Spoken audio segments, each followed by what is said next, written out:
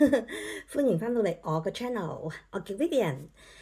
其實呢幾排大家都對我啲衫啊、首飾啊、化妝品啊、護膚品啊，成個 trip 都好有興趣。但係今日我哋個主題呢，就係都係我好多 friend 都有同我反映啦，即係其他我先生啲 friend 又有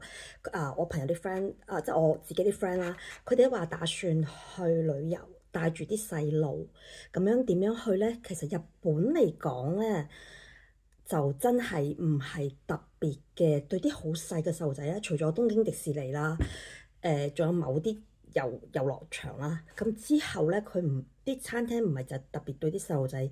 children friendly，啲 kids friendly，我唔覺得咯，因為上一次我哋同阿契仔契女去過喺 Tokyo 嗰度，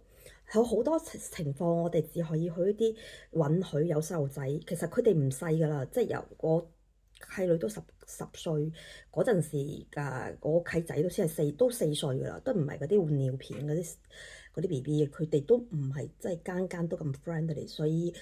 我就會同我啲 friend 講，如果佢啲女女仔仔係有啲細，咁就預咗就唔係真係嗰啲米芝蓮啊，或者係啲好 romantic 嘅日法餐啊，會歡迎你咯，即係佢哋係基本上你唔會見你有細路仔喺入邊嘅。係啦，今次我個行程咧就係8日嘅 total。我呢次呢條片係正式回答各位個 question 啦，包括我啲 friend 6月份出發啊、9月份出發啊、年尾出發啊嗰啲嘅，係啦，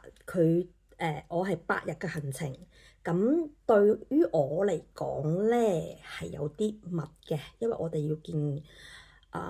family 啊，又即係都係咯，所以時間好緊張，咁所以到我哋係嗱，我睇翻個記錄啦，我哋24號係2點鐘出晒關，2、3點鐘啦，就坐好長嘅車喺成田機場坐到去銀座嘅。做咩我要去選擇成田機場呢？呢個都係一個 tip 嚟嘅。如果你係第一次計劃全家人去日本，但係都會有好多嘢買啦，因為 share 俾屋企人啊、同事啊、朋友啲仔仔女女啊。成田機場係一個 the best choice 嚟嘅。嗱，羽田咧我係未去過嘅，唔知，但係我有睇 review 嚟講，佢好似頗舊少少啦，啲 option 係少咗好多嘅。對於我哋嚟講，即係可能有時要買手信啦，特別翻到嚟俾同事啊，我先生先生嗰啲同事啊，我自己同事朋友啊咁樣，有時我未必喺市區買咗 pack 喺我個嗰個即係個行李袋度，我係會即係喺成田機場衝刺啦，所以有睇開我 IG 嘅朋友仔咧，其實係知道嘅，即係我喺成田發現蠟筆小新啊個專賣店啊好多嘢買啊，我買咗俾我 cousin 啦，我 cousin 咁我就買咗一份 cousin 俾同埋佢太太啦，咁我會喺嗰度衝刺啦，同埋佢有好多啲好得意嗰啲早幾年前有興翻嗰啲帆布袋係好靚嘅刺繡嗰個專賣店，嗰個名我唔記得，好似 O 字頭嘅。嗰度都有得賣，但係佢係細好細中大都有得賣嘅。其實好多嘢都有得賣啦，即係藥妝唔使講啦。但係佢某啲藥妝好 popular 嘅位置咧，係比出邊啲藥妝店貴成倍或以上嘅。所以消費精明眼嘅我哋係應該行個 round 嘅，即係唔一定即係該買嘅藥咧，即係因為日本嗰個感冒藥，我諗大家都應該清楚，即係金黃色、紅色底嗰個，因為我次次都備2盒嘅。佢咧就而家日本係限買嘅。我嗰日去松本清買，我喺一個地方嘅松本清喺銀座松本清買，咁樣咧佢就俾我過咗啦。之後我喺秋葉原嘅松本清再買，佢就開始問我年紀，就問我年齡啦，問點解要用呢啲？問我有冇買過，最近有冇買過？咁因為佢知我係遊客啊嘛，咁我就話最近冇啊，sorry 啊，我就話我淨係要1盒咋，係啊。其實佢一個人係限購1盒嘅，嗰個好經典嘅感冒藥。一陣如果我 search 咗圖咧，我可以 insert 喺嗰個 video 嗰度，大家有啲印象，其實係值得買嘅，因為我係拎喺屋企開門口嘅，特別而家啲感冒啦，同埋有時我喺 childcare 啦，或者仲化妝啦，都係啦，即係嗰個藥係真係必備嘅，即係我個人覺得個感冒，即係普通感冒啊、流感啊，譬如我對黑啊、對細路仔啊，有時佢有少少流感，啱起頭嘅時候，啱起頭，即係少少苗嘅時候，有少少頭暈嘅時候咧，你就開始食佢就啱噶啦。我就 insert 張圖喺嗰度啦。咁 OK，今日我就唔係話咗 share product 嘅嘢嘅，所以我就冇喺樓上攞個 product 落嚟啊，費事啦。咁樣今日咧，我哋事不宜遲，開始我哋嘅作戰攻略，先彙報下我嘅作戰攻略先。我24號2點啦，陣間都有講。咁到咗 Narita，咁咧之後咧就喺我哋今次嗰間酒店咧，我係用唔到積分嘅，因為我 Air Canada 嗰張積分卡咧，好似爭少少就換咗啲比較好啲嘅酒店，咁就又加唔到錢，所以我就買咗 Hotel Glacier Ginza， 因為其實咧銀座嘅酒店咧係比較貴嘅。同埋咧，佢係點講好咧？呢間咧其實就唔係特別貴，大概係差唔多有24號到差唔多8日7晚咁樣啦，咁就差唔多1400幾加幣。咁其實圍過嚟就差唔多200蚊左右，但係無比的窄，可以咁講。我覺得如果有埋細路仔，根本唔好諗。我諗有細路仔可能住 Airbnb 會好啲咯，但 Airbnb 我會顯得又有啲大咯，因為一個細路仔、2個細路仔就 OK 嘅。如果一個細路仔住 Airbnb 就窄咗啲咯，大咗啲咯。Sorry 口誤。住酒店我會中意多啲，其實我中意住酒店多啲，我中意有人幫我執嘢。Airbnb 我住過，因為上次。我第一次嘅 Airbnb 體驗係貢獻喺2024年嘅東京，差唔多住咗有好幾日，8日啊7日我唔記得。咁係我哋香港嘅 friend 咧幫我哋租嘅，即係佢一個 family 啦，即係一家4口 plus 我哋2個就6個人住一間 house 咁樣啦，有啲舊同埋有陣味，即係其實日本人嘅屋有陣味，其實係一件好恐怖嘅事。佢有陣尿液嘅味道，因為佢長期出咗出去噶嘛。我覺得唔係清得好乾淨，但係都唔平，因為我個 friend 我就好記得嗰個數嘅，咁多日啦，我個 friend 可能5日6日，我唔係特別 sure，即係因為24年，咁就差唔多係10萬 yen，同埋我 friend 咧係去頭去尾啊，咁樣就即係你知啦，即係佢唔會我叫我哋俾多，即係俾佢頭去尾咁樣就齊整10萬 yen 咁樣嚇，即係我記得嗰陣時係咁嘅，所以對我嚟講，我覺得 Airbnb 一家人就都 OK，但係要揾咯，揾啲新淨啲嘅咯，即係日本都會出現嗰種情況，就尿味係啦。同埋個隔音唔好，因為我哋嗰次係有細路仔嘛，啲細路仔會跑，同埋我哋嗰2個細路仔係比較乖、比較温順，唔係成日跑嗰種，我都覺得佢哋行得有啲聲。Anyway，我講太多24年嘅事，我其實24年嗰次係因為我就算係飛機嘅體驗都，因為幫我 book 機票嗰個人都唔係 book 得特別好啦，總之我成個體驗都覺得好差。翻到嚟都病咗一餐勁嘅，今次就冇，今次好完美咁。過渡咗成個 jet lag 啦，成個事啦，因為我第2日就要翻學噶啦嘛，一朝早8點就即係，唔係隔咗一日就係休息咗1日之後即刻翻學，成個禮拜都係又要做嘢又要翻學，咁所以係咯。Anyway，我哋而家 move 去正題先，sorry 講咗啲額外嘅話題係啦，我哋去咗呢個信息，我到時我講咗酒店啦，我都會放喺個資訊欄嗰度，佢個價錢咧係changeable 嘅，因為嗰陣時我1400幾咧係佢搞特價嘅時候，我 go through booking.com 嘅，咁所以 booking.com 如果有特價，而且你又 go through Rakuten 嗰度訂咧係得嘅，但係咧佢又好似有啲搞笑，好似係我直接 booking.com 直接訂先訂得到，好似我哋 go through Rakuten 係 go through 唔到㗎。而且個 Go For Rakuten 咧，我 compare 咧，佢價錢係貴啲嘅嚇，所以咧就唔會有咁着數個嘢俾你，所以你可以去 compare 咁樣咯。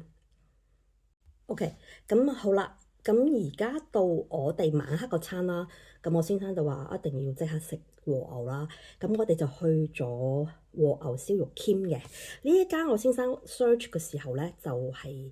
一陣都有嗰啲 video，即係燒緊牛肉嘅時候啊，即係周圍啲，即係我哋傾緊偈啊，其實都佢客人都多嘅，好多下嘅，但係唔係好嘈啊。咁呢佢有呢一點咪比較好喎。好似又唔多國有細路仔，但後面我唔知佢係有冇 kids friendly 啦。佢個鵝牛套餐咧，我記得係20000 yen埋單嘅一個人，係啦。但係我覺得值嘅，你唔睇佢細細份咁樣，好似唔飽，其實好飽，因為佢係逐一次一次咁 serve，咁係 serve 啲唔同嘅嘢，都係牛啦。佢會一出場好似係我攞張圖係蝦板嚟嘅，即係蝦肉整嘅，類似係前 starter 都好好食。呢間嘢冇走雞嘅，係 ins 係佢即係個 hit 爆 Ray 㗎啦，即係呢啲鬼佬推到真係嚇。咁好啦，呢一個就暫時完咗。我會 insert 個 video，甚至某啲圖片比較驚豔嘅落去，就1-2張嘅啫。咁之後咧就睇翻條片，我會將詳細嘅訂呢個和牛 Kim 嘅信息俾你。嗱，仲俾多個信息俾你啦。咁就係呢一個 location 好似係惠比壽嘅，我冇記錯。咁佢好似喺六本木有一間嘢，我點解我哋知咧？我哋後面去嗰間權伯嘅居酒屋啦，就見到呢一間嘢嘅分店，係啦，佢嗰間係我哋去嗰間係 Minato，應該係惠比壽，我唔知係咪我串錯。我到時我將所有嘢放上去，全部係英文嘅，大家唔使擔心，我唔會寫中文咁虐待大家。Anyway， 咁 OK，我哋到4月26號嘅4月26號咧。咁就呢一樣嘢，我先講一講點解我要去呢一間意大利嘅risotto 嘅 cafe 嘅嚇，佢叫做 Saizzeria， 有個封面我會認出啦。咁樣咧，佢咧就係我哋點咗3個餐，咁樣咧就係一個明太子意粉啦，我至愛啦，大概就係同嗰個沙律差唔多。但我冇明太子意粉嗰張相。咁一個咧就係我老公最中意食日本嘅漢堡扒啦。佢個漢堡扒好 juicy，同埋好好味，都幾大份，有蝦有粟米啦。咁另外一個就係沙律啦，就海帶沙律。咁如果加多100幾yen咧，係可以飲啲汽水嘅。即係如果有啲人中意飲啲玉泉忌廉啊嗰啲咩葡萄汁啊嗰啲，多數都係氹手仔。呢一個咧就對 kids 係相當之 friendly，同埋比較平民化。埋單你估得幾錢先係1400yen，即係14蚊加幣，仲要係唔使稅，係排長隊去埋單嘅。點解係去呢間咧？其實嗰陣時咧，因為我就係去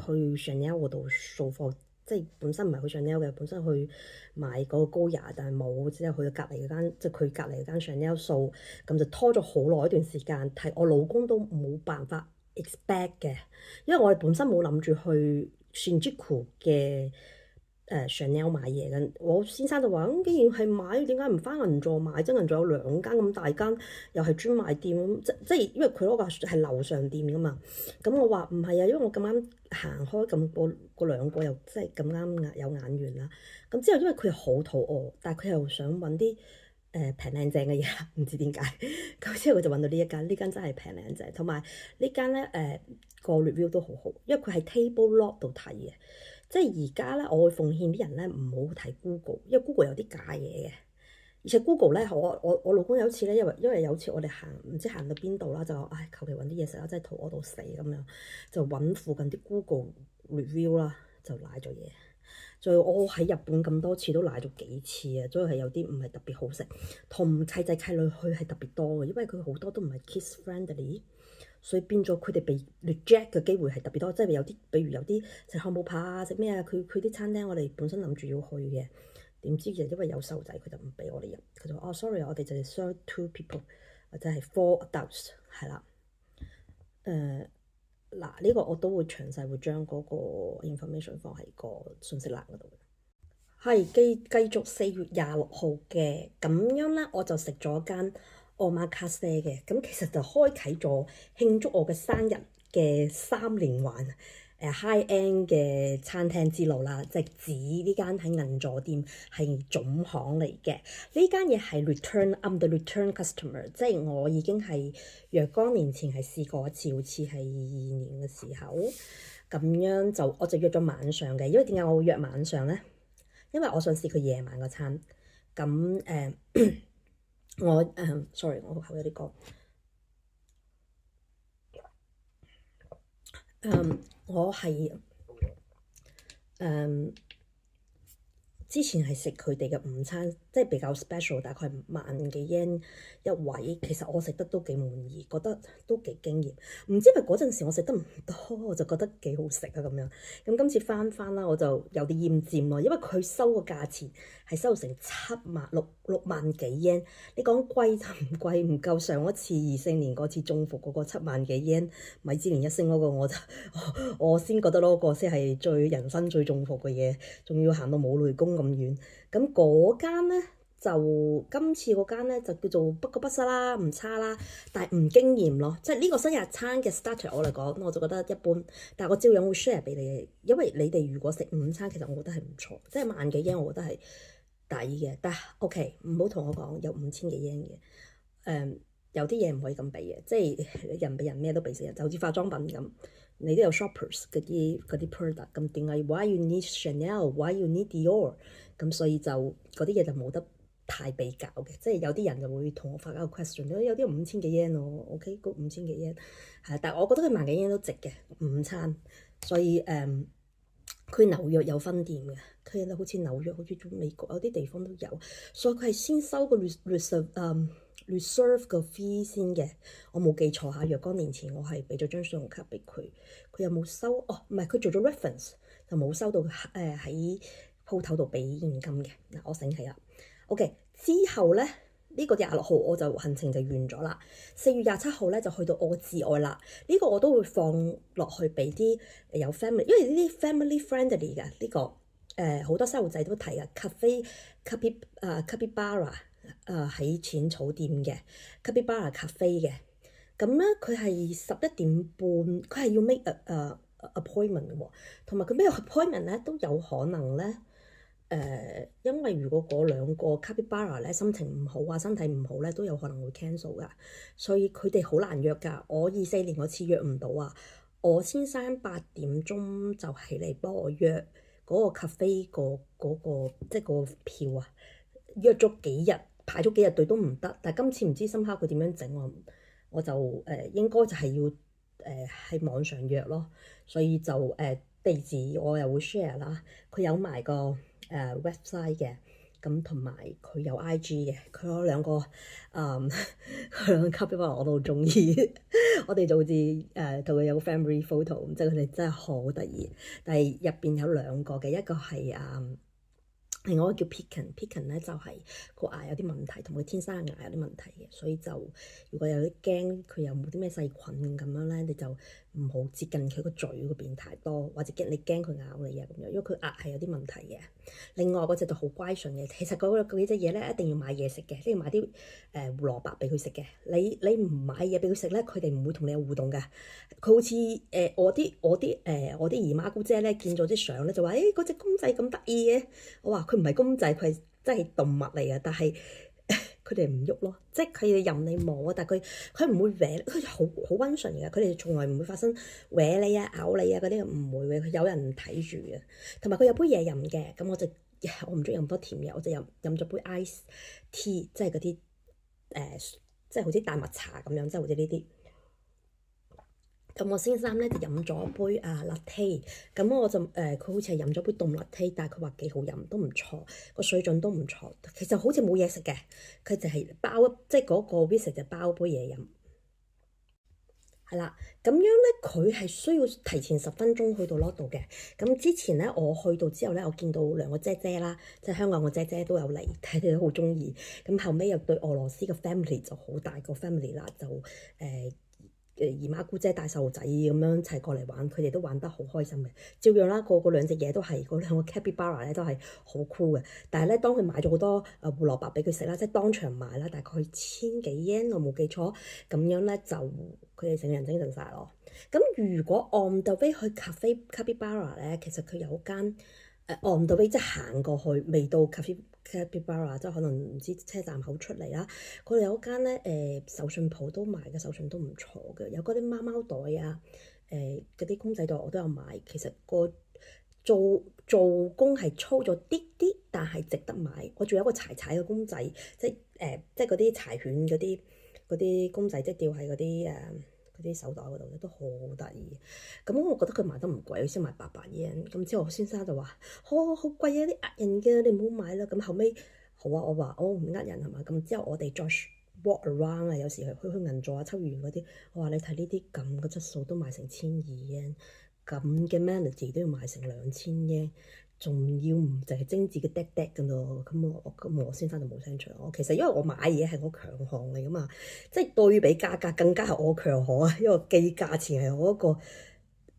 從好細個就開始 train 嘅，因為我行超市我都係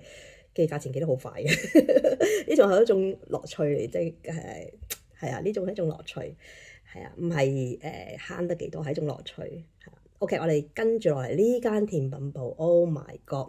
我 send 咗過去俾我個老 best 啦，哇嘈到啊，真係話我要食啊，我要食，我話可能有啲貴噃，佢話有幾貴啊，要唔要萬幾 yen 啊？我話咁又唔使，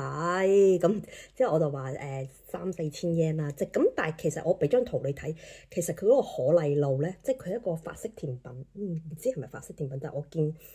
有啲 YouTuber 有介紹啦，咁咧佢咁細隻，佢下面係啲 cream 啊嗰啲咁樣，就差唔多3000幾 yen。咁我先生攞個開心果 puff 啦，我先生就話哦好特別啊，係 puff 咁。其實開心果嗰啲忌廉，其實我覺得好多人做，因為特別係杜拜朱古力紅咗之後，開心果嗰啲 cream puff 就多咗好多。不過佢都好食，佢攞隻好平。咁兩樣嘢啦，兩個 order 啦，都配茶或者係啡嘅。咁我就叫做杯凍茶啦。我真係超中意飲凍茶，因為我係咯，我中意出去大麥茶啊，乜茶係凍嗰啲我都中意飲。OK，重頭戲啦，晚黑咧就食呢間都係 return 嘅呢一間 Brasserie Amice Tokyo Skytree Town 嘅。咁樣我哋約咗6點半，我先生約咗6點半，個景就 very perfect 啦。你又IG 係有我啲圖嘅相嘅，咁我會 insert 1-2張落去啦，但係唔會多。如果係有 video，我就會 insert 入去，我都要炒翻嗰啲嘢。咁嗰餐就冇得彈啦，因為嗰餐就因為我 come back 嘅，但係其實佢個 menu 同我上次食係一樣，冇分別，即係佢哋嘅萬年唔 change，但係佢哋嗰個。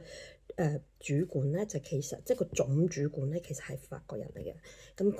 佢都好體貼啊，過嚟問啦點啊？你用餐愉快嘛？咁樣佢都唔打擾你，即係留你慢慢欣賞嗰個夜景啊，即係飲下酒啊咁樣咯。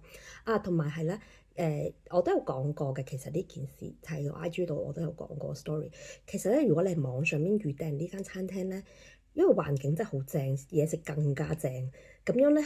就係可以有一杯2個人每人有一杯cocktail 嘅免費，係啦，只要你提前喺網上面預訂，咁樣佢個 menu 應該係得一個 menu，我唔覺得佢係第二個 menu，所以就 OK，大概係2萬幾 yen 一個人嘅，抵到爛，即係我可以咁講係真係抵到爛，即係超呢啲服務呢啲質素係加埋嗰個tips 個，佢係有收 tips 嘅，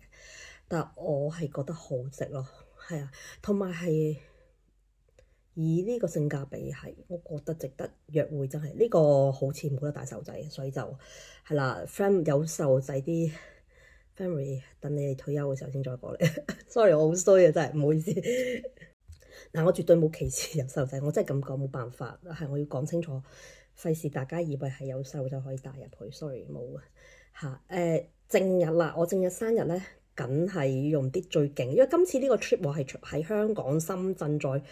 去入東京啦，咁都係食蟹多嘅。咁樣今次咧我就去銀座呢間蟹店啦，咁我係YouTuber Suan 介紹啦，我有睇佢個 YouTube 啦。咁樣大概係12.9我哋去嘅。咁之前我已經喺 VMS 嗰度做緊貨啦，之後做緊嘢啦，之後就講拎多副耳環咧，就係因為我老公話好肚餓啊，好肚餓啊，我要食嘢，我要食嘢，就係因為佢個肚餓就係因為佢早上唔食七仔個早餐，就係為咗食銀座蟹啊 ！Oh my god，佢要留個肚去食啊！咁咧佢嗰個咧就係真心素人介紹，真心正呢間嘢。咁呢間嘢咧，我哋就即係通知咗佢啦，我話係我生日啦。咁樣咧，佢食嘢咧係一道道嚟，係有個專人，嗰個係韓國姐姐嘅。佢係韓國嘅日本人，咁樣佢 serve 我一道道送俾我哋啦。咁我有啲片啦，會睇圖片啦，可能遲啲你可以 follow 下我 IG，其實即係喺我信息欄嗰度，咁樣就會喺嗰度有咯，即係好難成張圖片全部都放喺呢條片嗰度，咁就好精緻，即係仲要係好好食，咁大嚿海肉拆晒殼，係咪咧？即係正到爆！咁呢餐嘢我哋食咗差唔多3個鐘，有冇差唔多2個幾鐘喎？佢話嗰個姐姐同我哋講係3個鐘，咁之後就呢一餐就食得好開心，之後佢仲送咗一對紀念版嘅筷子俾我，咁樣係即係恭賀我生日咁，仲有一個水果盤嘅，咁到時你睇啲相都可以見到。咁之後呢個蟹餐咧，其實佢本身因為佢已經講好價錢啦，即係我先生訂嘅時候已經講好係6萬幾yen嘅。我哋唔係唔想訂晚黑嘅餐，係因為晚黑俾人哋訂晒，係啦，所以咧。就我哋下次會訂翻晚黑嘅餐，因為午餐已經食得好好，但我唔知晚黑嘅餐，但晚黑餐應該係貴啲嘅。咁樣咧，佢係俾咗5萬幾yen俾我哋，即係我哋2個人5萬幾yen total 5萬幾。佢話因為呢個餐咧，因為佢好幾個餐嘅，佢話呢個餐咧咁啱呢個月係做緊 special，咁所以就點講好咧，就俾一個平咗萬幾yen，咁我先生就話嚇6萬幾yen覺得好正啦，真係好抵啊咁樣。而家5萬幾yen喎，之後係啊，即係呢啲係比較偏高少少嘅呢個消費係啦。好啦，後面我哋就去咗豪德寺，呢一個我都會放埋個片嗰度啦。之後我有個 friend 個家姐仲搞笑，佢話你問問 Vivi 嗰啲加菲貓喺邊度嘅？之後我心諗咩叫加菲貓？我笑咗好耐，原來佢將嗰啲招財貓變成叫做加菲貓，即係我覺得好好笑，佢好 creative，I really like it。咁之後咧好多貓貓嘅，咁其實咧我先生不斷咁，即係因為中午嗰餐想趕少少上，係因為想去睇豪德寺度買嗰啲。